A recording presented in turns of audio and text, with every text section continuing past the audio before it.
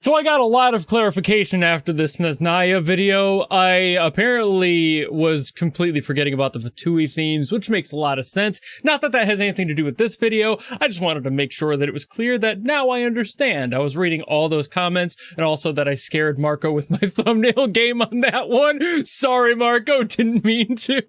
But also, it was too funny to not do. Also, yes, I know how to say Sneznaya. I'm just saying Schneznaya and Schnoznaya and whatever else because it's funny to me. I explained that in a comment on one of the replies, but it's just funny. It's a weird name. It's a weird word, so I just kind of say it however I want to, as a joke to myself. Either way, though, today we have Soar in the Wind as requested by Yoshiki Yosuke, so I'm going to hear what this is. It's also on the Shimmering Voyage, which I kind of miss, so I'm just going to listen to this one alone. There was another one in that comment, but I wanted to just go back in time a little bit, so a couple of years away. Let's go!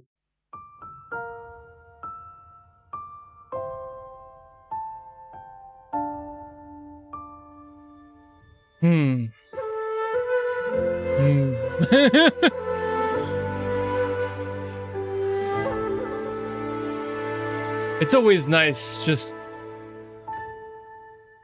because I don't know where these songs are, or if I've ever come across them.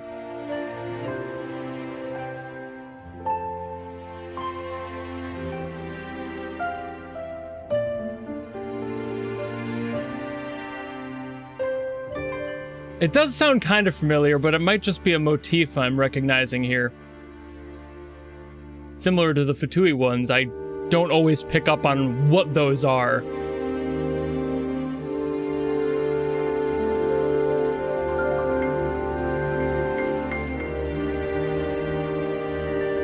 It's just the breathing.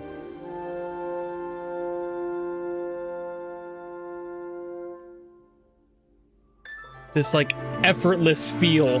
Oh.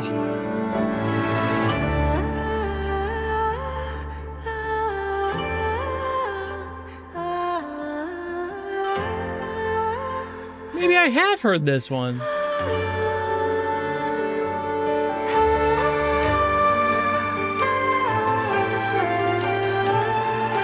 Honestly, it is nigh impossible to tell.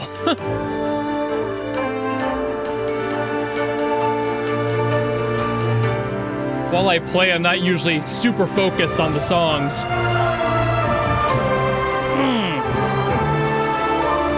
But this feels familiar.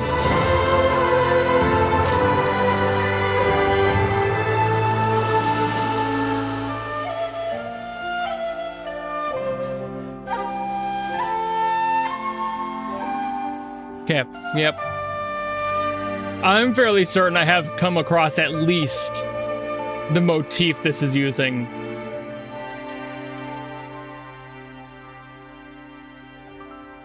I didn't look at what part of the game this takes place in either. But even if I have heard it before, even if I've done a video on it before, which I don't think I have, I might be able to offer more with the music theory these days.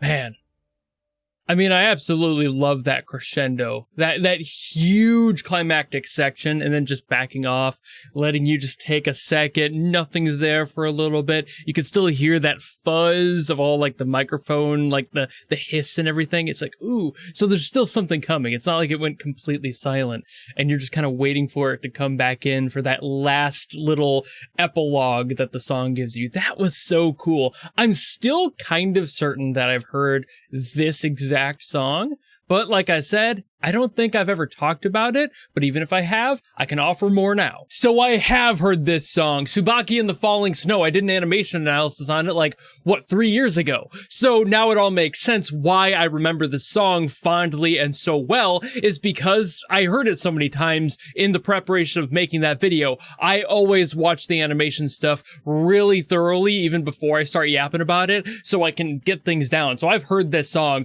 who knows how many times in my life, just in a very short period, and it kind of lodged itself in my like mid to long range memory. So that's why I'm like, oh yeah, I remember it. So I have heard this, not to mention probably the bunches of different little bits that it decided to like smash together to make this song from a bunch of different composers, because this does feel like it's a few different things going on. But I want to talk about probably the most interesting thing is like right out the gate with this song. The composition of it is very interesting on how it handles one of the immediate emotional hooks. So what we have for our chord progression is a B flat, C, kind of a D minor. We do go up to like an F and down to a G and then to an A sus4 goes into an A. It almost always resolves from sus4s to their like major chord counterpart, and that's pretty average. So it's like, okay, so we got this like nice, and then, but then for the second passage of that, we go from a B flat major seventh, which would be this, which is, for these three notes, the exact same thing as the D minor, and that becomes very important here. We have that goes to the C, and here's where that comes in handy. The D minor would be the next thing we play, but for this variation, we go to the D minor instead of resolving to the D as we would expect. Again, this is where that resolution wants to go. That's where the sus4 pulls. It wants you to resolve to that major chord. But for this secondary one, we don't get that. And it lets us hang on this tension longer. So we had that, but not for this one.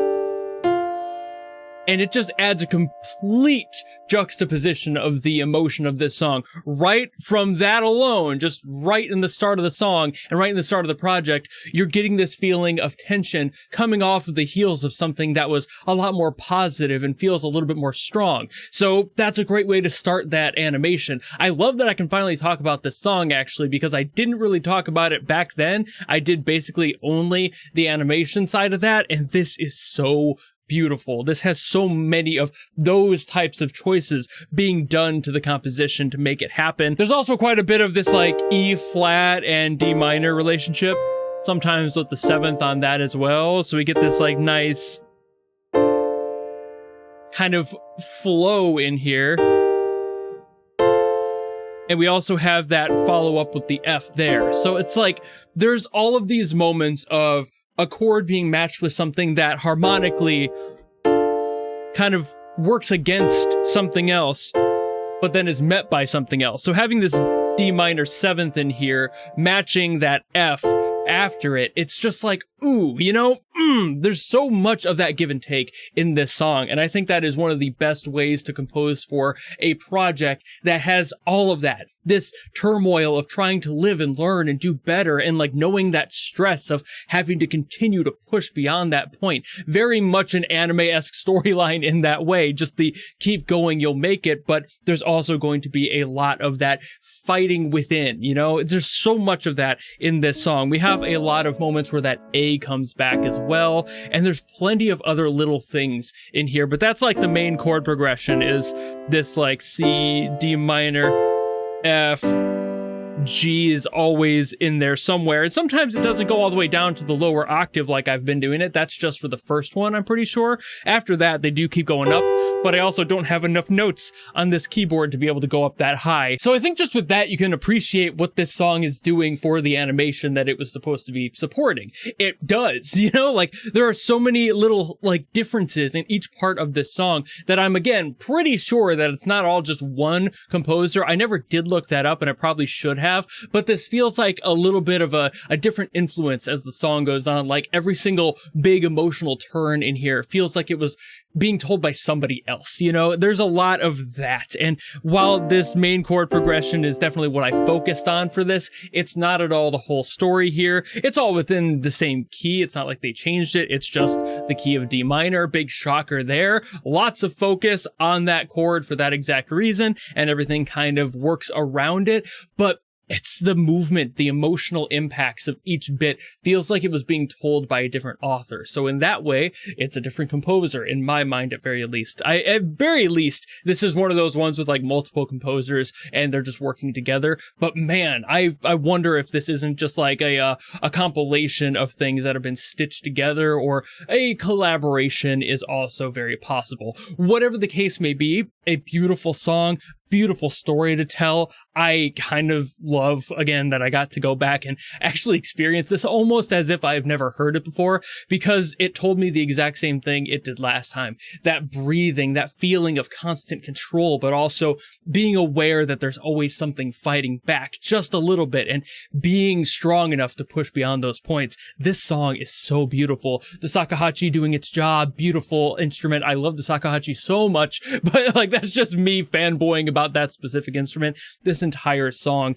is just so well crafted. And knowing what I know now, I am confident that this is Inazuma. At first I was like, maybe it's an old Leeway song, but this is definitely Inazuma since it came from that animation project. So I'm aware, but it's like, man, this must be a Yu-Peng Chen bit, because God, his chord progressions are just, they're unmatched. Even though the new composers have done an amazing job, just a brilliant job at taking that torch and running with it, there's always going to be something that Yu-Peng Chen had that really had Genshin and its music at the, like, by the balls. Like he was the music. And I don't think that initial essence can ever be replaced or replicated. And I do love that the new composers haven't been trying. I've mentioned that many times before, but there's just something about the flow of this and the breathiness of it that I don't think even to this day, despite the brilliant songs they've put out and the absolute praises I have sung the new composers, there's just a Yu-Peng Chen thing.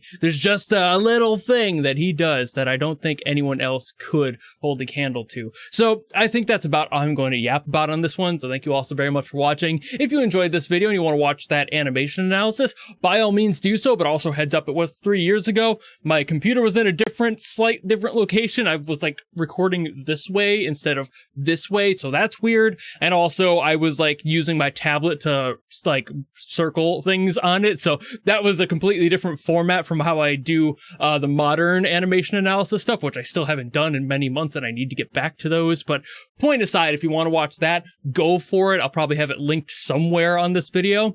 But if you don't want to do any of that, maybe just want to request another song from Genshin, by all means, drop in the comments below, and I will do my best as always to get to those. And if you don't want to do any of that, maybe just want to follow me and support me for more stuff coming in the future, you know how to do all that. And I'll see all of you in the next video. Goodbye!